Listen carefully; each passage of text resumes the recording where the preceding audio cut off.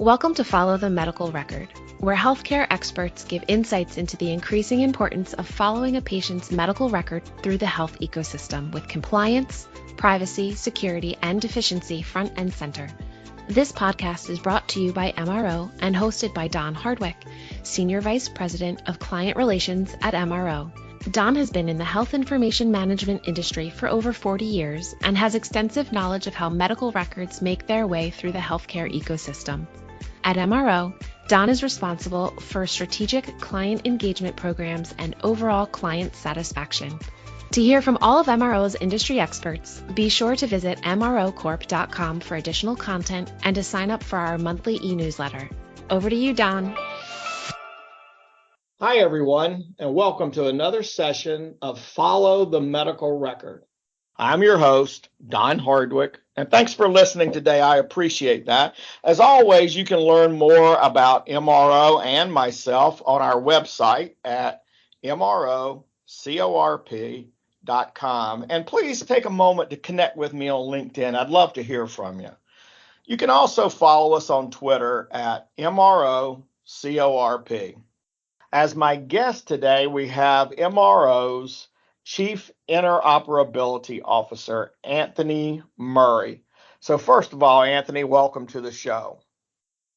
Don, thank you. It's always a pleasure to be here. Enjoy your company. Can you tell us a little bit before we get started into the topic today, a little bit of your background and your current role with MRO and the direction of your team? Sure. So I've been with MRO for 15 years in a variety of roles. Recently tapped on to help shepherd along our journey into interoperability and building out our clinical data exchange capabilities. So exciting time here. What really got me here is I've been doing healthcare technology for about 20 years, the last 15 of them in release of information and clinical data exchange. And before that, I was in pharmaceuticals and clinical manufacturing.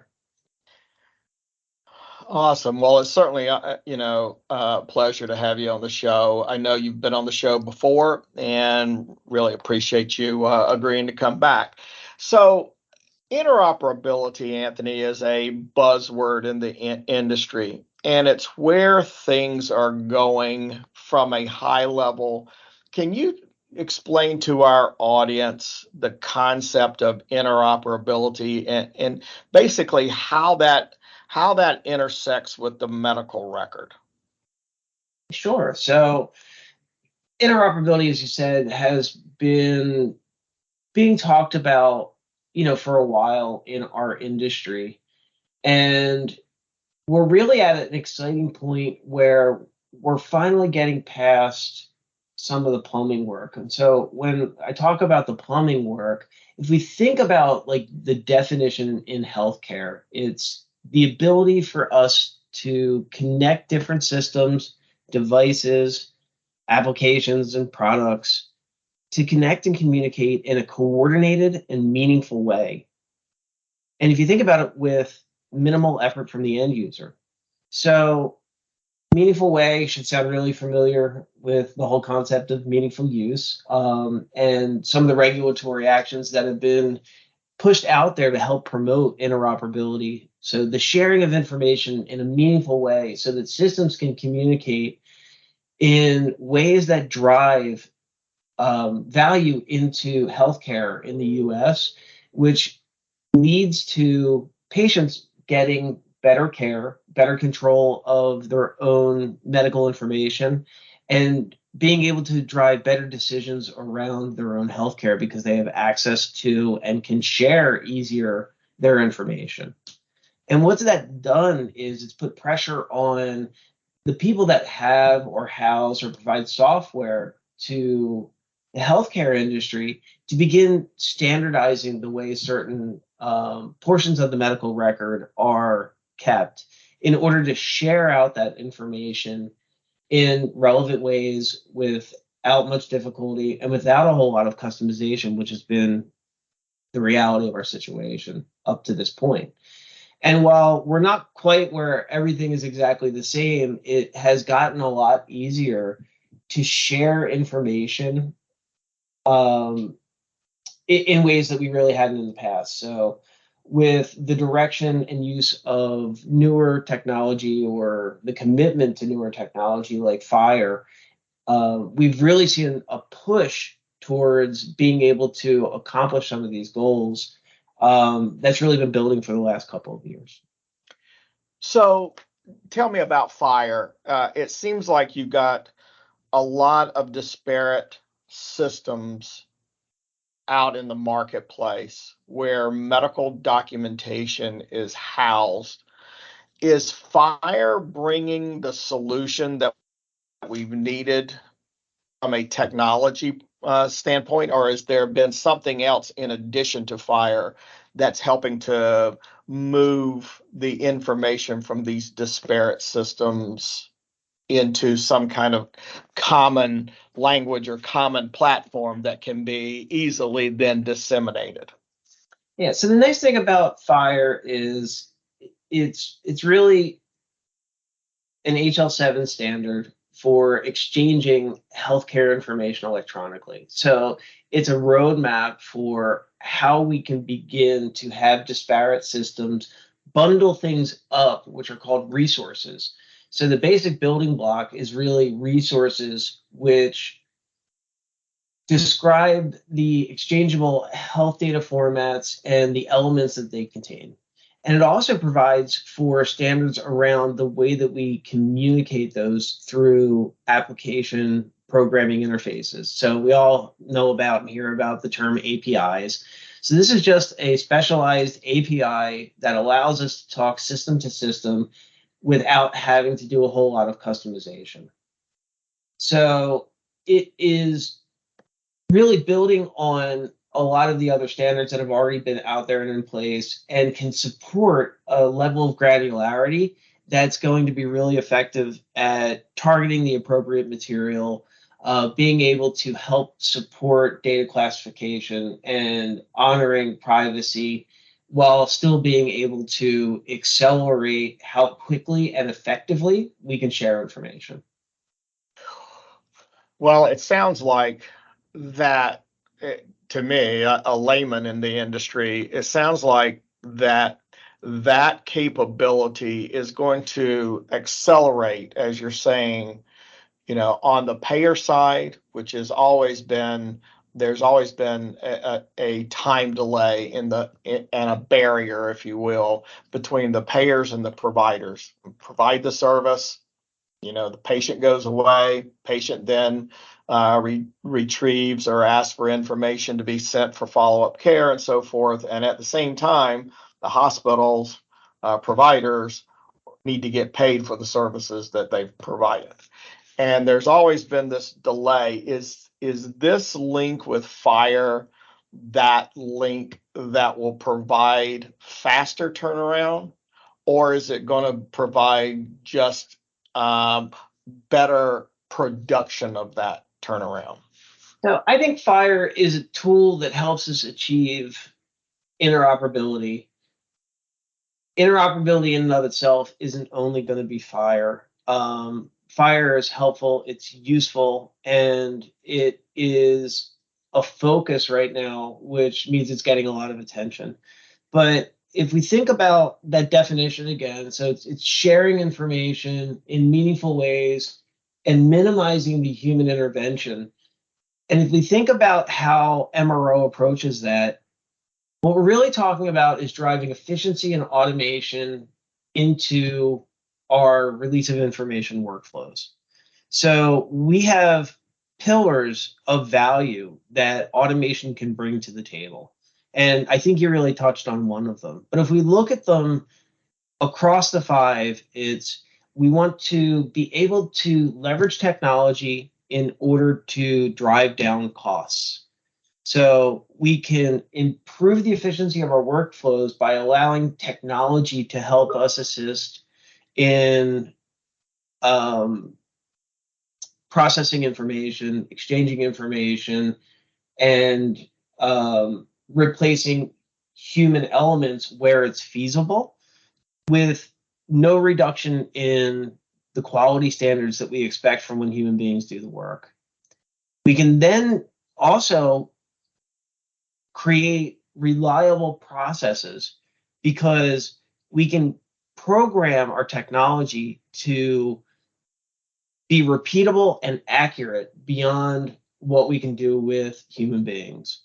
And then productivity, we can take the humans off of these lower value tasks like general data entry and move them towards things that are of more value, like patient care. And then we have to have the ability to scale because, as we've seen, and certainly our provider partners are feeling the pain of it, is the demand for information that they have in and around their patients just continues to grow. Like the seasonality of different types of payer requests, since we're talking about payers, has really shifted to just almost an all year effort in order to keep up with the pace of audits, risk adjustments, not to mention all of the other release of information work that has to come through HIM and be done compliantly. And then what you just hit on was performance. We want to shorten the time it takes from request intake to request delivery. And as you build automation into your workflows, in order to gain value of this, you start to trim off the amount of time it takes in order for things to flow through our systems in more automated ways with less human intervention. Not no human intervention, but less. The human being is going to continue to be a critical part of it because we want to make sure that we're still honoring all of our privacy and internal governance that we have around release of information, and we want visibility to what's coming in and what's going out. We just don't want to have to make it as onerous to collect that information and share it. So yeah, we absolutely can take advantage of this technology to lower the time it takes to get a request in and a request out. And in theory, that drives faster recognition of revenue. So this automating, kind of walk us through, if you would, Anthony, the cycle of a request for information, that the automation that you're looking to bring to the industry to streamline this process, where that automation comes into play in that cycle, and what you see in the future for additional automated functions. Yeah, absolutely. So if you think about the life cycle of a request within our industry, it typically starts out with an authorization or a request for information from an authorized party. And we have to get those into systems in order to track those requests, have accountings of disclosures, put it in front of the person who's actually going to retrieve the medical records in a way that they understand what is or isn't supposed to be delivered to satisfy that request. So we want to automate as much of that initial intake as possible. So through our clinical data exchange capabilities, we can have people post to us either through an API, we can consume batches, we can have people log into portals of various types in order to get the information to come in and have it flow into our core release of information system.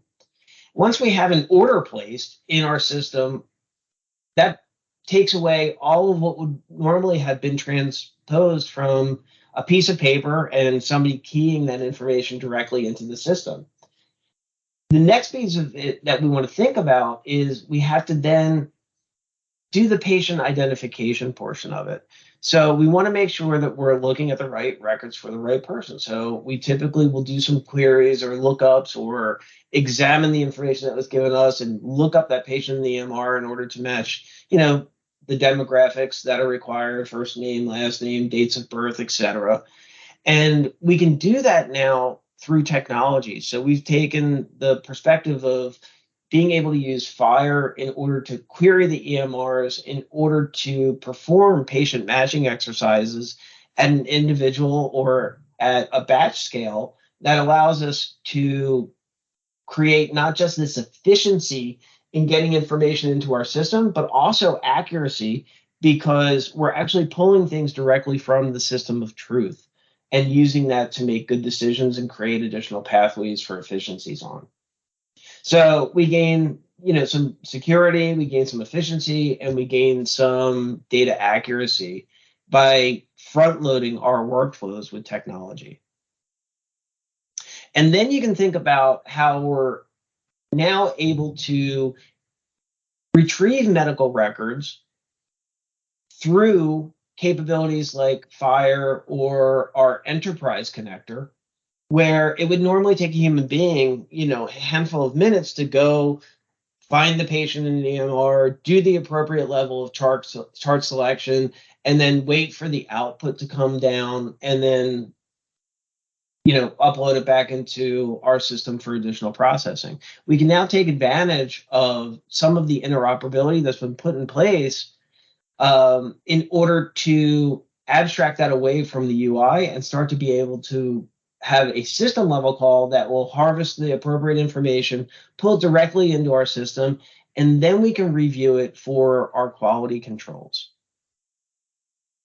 And then to close out the loop of that cycle, instead of printing that out to a piece of paper, burning it to a disk, we can publish it to the appropriate requester through digital mechanisms, whether that's a return FHIR call through our clinical data exchange, or whether that's through secure SFTP, or whether it's through some other arrangement that we have with a requester.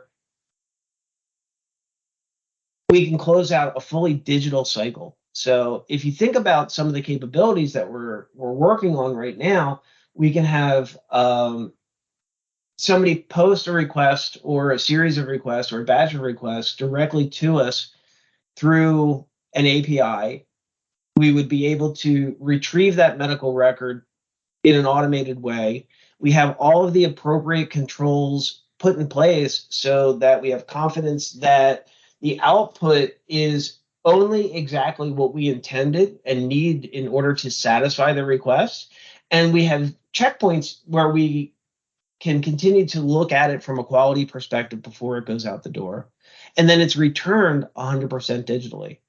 So we can be strategic about where we inject people in that adds the most value, and allow technology to do a lot of the legwork in order to gain that performance that we want for being able to turn around orders for medical records or requests for information as efficiently and as timely as we can. Where do you see challenges for the future here? You've hit upon a couple of key areas. One is that intake for requests for information, and for in terms of audience understanding, millions of requests per month are asked of healthcare providers to facilitate information going from the provider itself to other entities. So by the millions, these transactions are occurring, and the cost of those millions of transactions per month, is pretty significant when you're looking at human intervention that it takes today to do this. So you've hit upon a couple of these, and one is the intake of those requests, to automate those requests, to identify the correct patient, the correct patients.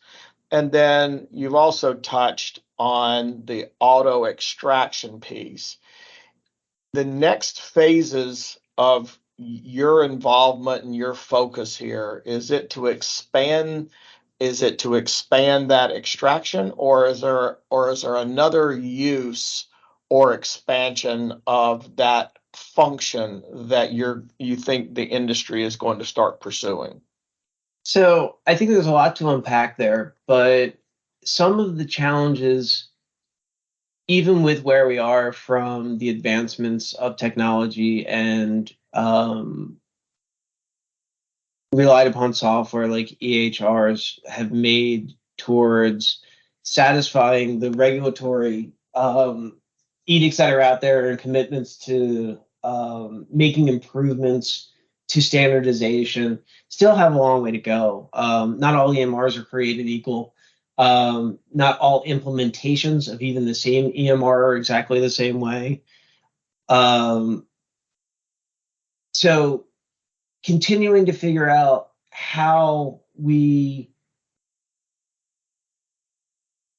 expand on specific use cases and how do we get as much value out of the use cases that we can are certainly things that we have to focus on. So patient matching is going to continue to be a challenge that all providers and people dealing with clinical data exchange are going to have to deal with.